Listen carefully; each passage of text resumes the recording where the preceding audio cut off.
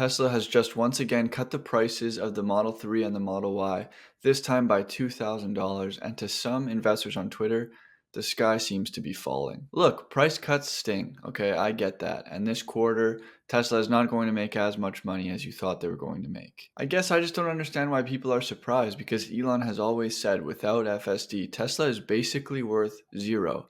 And he's kind of breathing that into existence by cutting prices. He's making Tesla worth zero, and he's putting pressure on his engineers to solve FSD now. Through reading the Walter Isaacson biography, we've all seen this tendency of Elon to burn the boats and force the issue. He prefers to cut prices instead of advertise because he wants to put the pressure on his company to get FSD done, because if they don't, all of that stock compensation that they're looking forward to isn't going to be worth anything. Of course, there are cheaper routes to increasing demand than price cuts, but Elon is hardcore.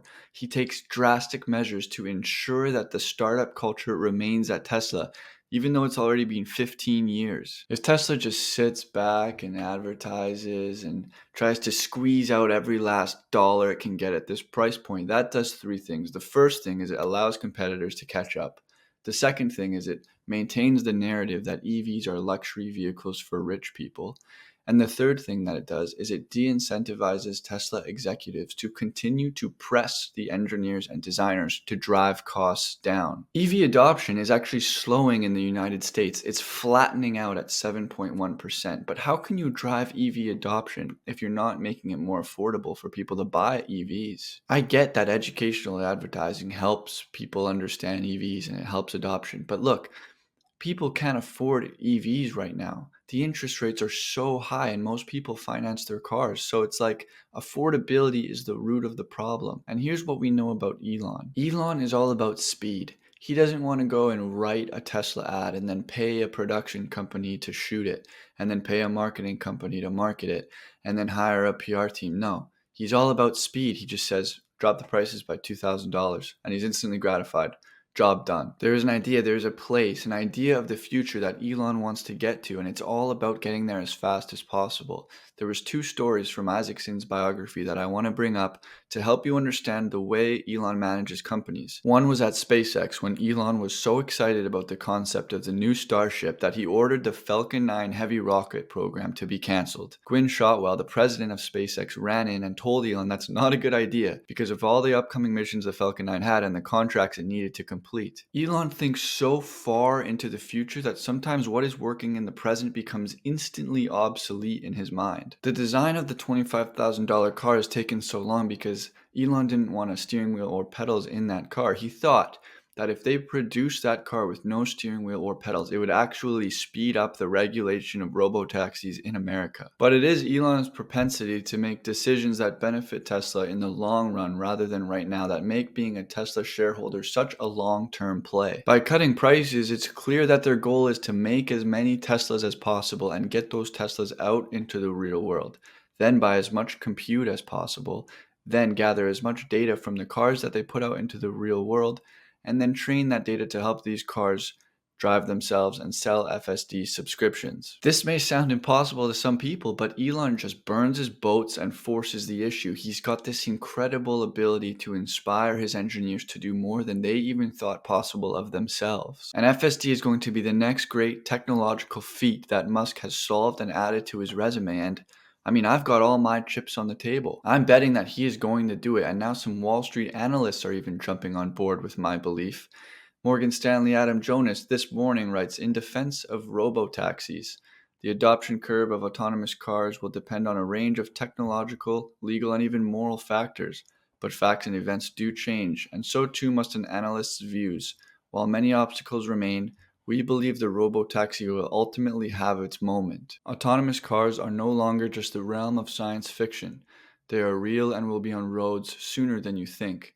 These were the two opening sentences of our Autonomous Cars Blue Paper written nearly 10 years ago with my research partner. In that report, we had predicted that the first autonomous cars would be on the road in commercial operation at limited scale before the end of the decade. In years subsequent to our initial AV report, it became clearer to the stock market that the journey to autonomous cars would be more complicated, a delayed and nonlinear adoption rate. However, we remind investors that autonomous cars are a reality. I personally have taken rides in vehicles on public roads in a crowded city with no driver behind the wheel. I have clients who say they use Cruise and Waymo vehicles for commuting around San Francisco on a regular basis. Are driverless cars ubiquitous? Far from it. We estimate the combined population of cars in operation in the US without drivers in the seat to account for a very small percentage of cars on the road. Expressed another way, there are approximately 250,000 human driving cars for every one driverless car on the road in the US. But let's go back to what's changing. Specifically, the underlying technology is constantly improving through AI and compute, and early commercial efforts are allowing the regulatory environment an opportunity to evolve and curate. Following the publication of our work on Tesla's AI supercomputing efforts and Dojo Primer, we have had a more ample and recent opportunity to gauge investor sentiment on the autonomous car theme, most of which skews skeptical. Autonomous cars seem to grab more headlines these days for when things go wrong. You're not likely to read a news article about a safe and uneventful commute in a robo-taxi or under the command of the latest version of Tesla FSD. But we've been here before. On September 13th, 1899, Henry Bliss was hit by an automobile while getting off a New York streetcar on the corner of Central Park West and 74th, becoming the first reported automobile-related pedestrian fatality in the United States. It was front-page news of the New York Times. Just the other day, like 2 days ago, what happened was it was in San Francisco and a human driver hit somebody and that person got launched into a Cruise vehicle and the Cruise vehicle got hit. And those autonomous cars have a function where if they have physical contact, they stop. And so the girl that got hit ended up underneath the Cruise vehicle. So you had an autonomous car a couple of days ago just sitting idly on top of somebody for about 30 minutes before they were able to use the jaws of life and get her out from under there. And she was in critical condition, and I do not have an update on her health, but you guys are free to look up that story. And it was all over the news. And in the days after, there was a human driving every Cruise vehicle in San Francisco. So it's crazy that we experience, every 15 seconds somebody is hit by a car in the United States and we never hear about it. But as soon as even a robo-taxi was in the area, we all hear about it. So why do we extend this olive branch to the robot-powered car? As we continue to engage with AI experts within the Morgan Stanley Research Department and amongst our client and corporate network, we can't help but feel a gradual demystification of what an autonomous car has to do. To add more nines to the right of the decimal place as we move the comparison of safety levels from human driver benchmarking to something approaching commercial aircraft safety levels. I've experienced this in my own thinking. I used to have to philosophize in my own head to think if physically I thought it was possible for cars to drive themselves, to look at the world and solve hard problems. And I would often think, well, if a human can get up in the night, sleepwalk, get into their car and drive to the store all while asleep, then I was like, surely a robot would be able to drive itself if it's trained on millions of video clips. But I don't even have to convince myself of those things anymore. I can see how linearly this progression is progressing towards autonomous driving. And it's crazy. He's right. There's been a demystification of what an autonomous car has to do. And we can't help but feel it. And admittedly, he says, I was surprised when Morgan Stanley North American semis analyst Joe Moore explained to me that training a vision-based neural net for autonomous driving may be 1 billion times less complex than training a large language model. And yes, there are important differences with respect to measuring safety between an accident on the road and an incorrect word choice on a college entrance exam. But when another industry expert explained to me what skills it really takes to be a super safe driver, it started to click. There are essentially 3 basic things that are generally accepted as required to be a safe driver. Number 1 is vision. Can a computer with 7 HD cameras see better than a human? Yes. Number 2 is attention span. Can a computer pay attention better than a human? Yes. Humans get emotional. They text on their phones. They have strokes. They drink and drive. They get in bickerings with their spouse. They see a hot girl on the side of the road and they're like, oh, I'm guilty. No, I'm not. I'm not. Okay. Reaction time. Can a computer react faster than a human? Absolutely. That is an easy yes. So if the answer to any of the above 3 questions individually is yes, then what is the limiting factor for why the combination of all 3 cannot be a robot driver that is thousands or even millions of times safer than a human driver. This is like the most bullish report from Adam Jonas I have ever seen in my life. He is laying out the case for robo-taxis as simply and straightforward and understandably as possible. And everybody else on Wall Street reads Adam Jonas's report. So this is extremely bullish that this report just came out this morning.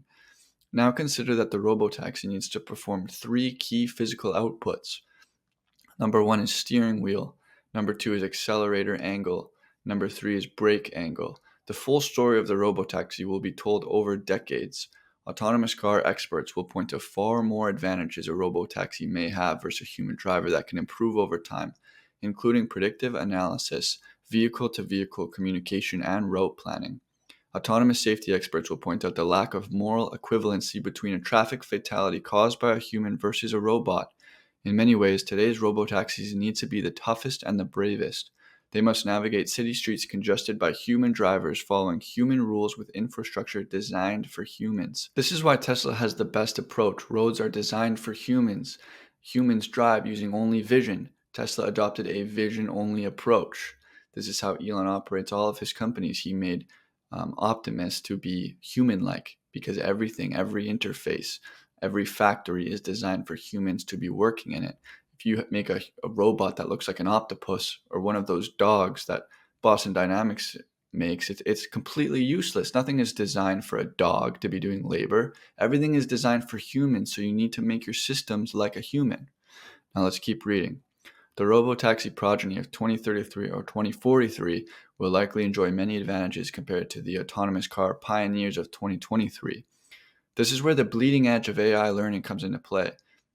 Could the prospect of advanced custom AI supercomputing combined with a neural network trained by a monumental data set where the learnings of one vehicle can improve the performance of all vehicles operating in a fleet be the missing ingredient for the robotaxi era? Time will tell, but we think there's a shot, and we think Tesla is well positioned within our coverage in this regard. So to the robotaxi community, we say this. We understand that technological progress will not be in a straight line, and the regulatory progress may even be more unpredictable, but we thank you in advance for making our roads safer. So here's what Elon is probably going to do in order to make the regulatory progress as fast as possible. He is going to make that $25,000 car, maybe at first with the steering wheel, but then he's going to pump out so many of them with no steering wheel and no pedals. And here's the government who wants to transition to electric vehicles. But now the automaker who has a 60% market share is making all of their electric vehicles with no steering wheel. The USA, if they really want to go clean, is going to be forced to regulate autonomous driving. That's the linchpin. That's Elon Musk's style. He questions everything the government does and he forces them to do what he wants. It's really, really cool. And it's how he gets things done. It's how he's going to get to Mars before he dies. So I'm going to be away for the next 4 days. And the only content I'm going to be posting is going to be over on Twitter.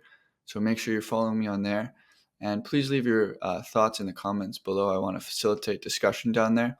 And I hope that you guys all have a great day. Thanks.